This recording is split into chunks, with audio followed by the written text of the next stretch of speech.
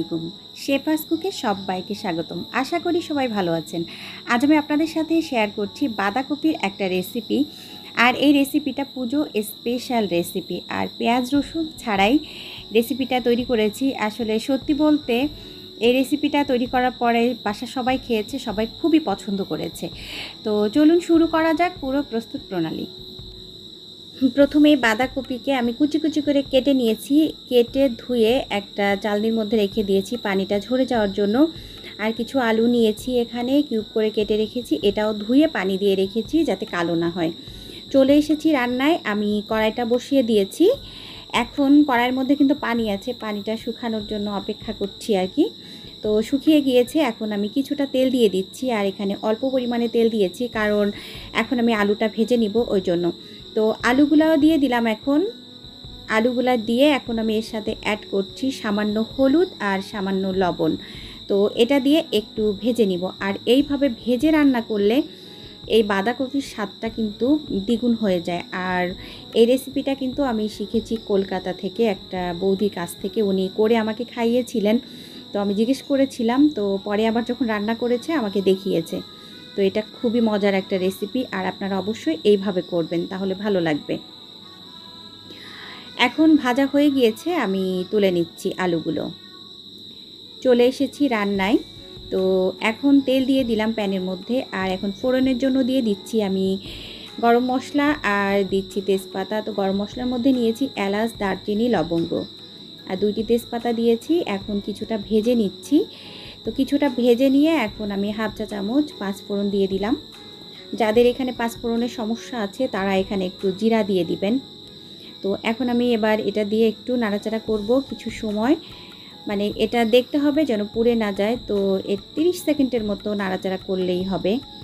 আর এখন এর সাথে অ্যাড করে দিচ্ছি এই 1 চা চামচ আদা বাটা। আর এই আদা বাটাটা অবশ্যই দিবেন, যেহেতু আমি এখানে পেঁয়াজ রসুন ব্যবহার করছি না।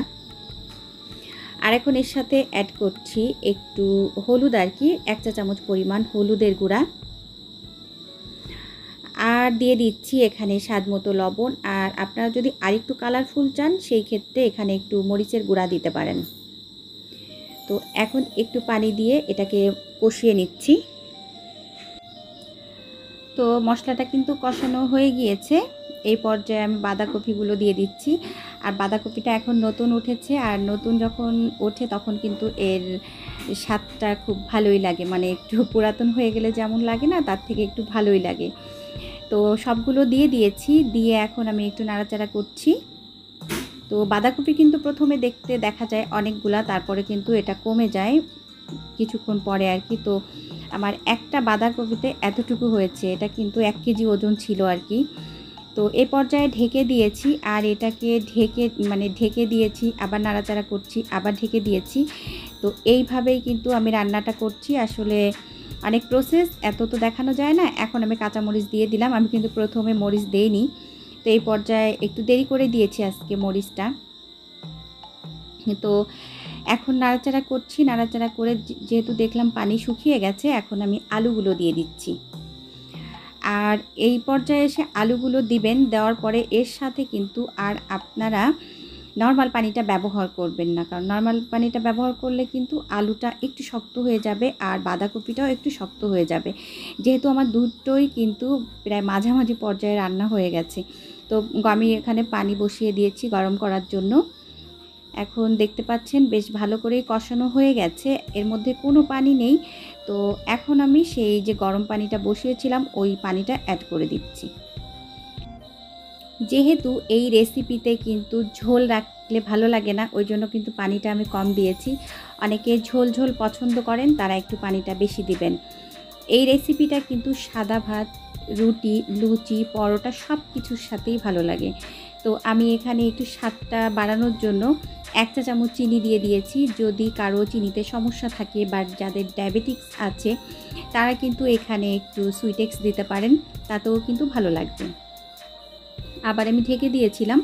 তো এই পর্যায়ে দেখতে পাচ্ছেন যে এটা বেশ ভালো মোলায়েম হয়ে গেছে দুইটাই, মানে আলু প্লাস বাঁধাকপি মানে সুন্দরভাবে সিদ্ধ হয়ে গেছে। এখন আমি চুলার আঁচটা বাড়িয়ে দিয়েছি, আর এর সাথে অ্যাড করছি ভাজা ধনিয়া গুঁড়া আর ভাজা জিরার গুঁড়া।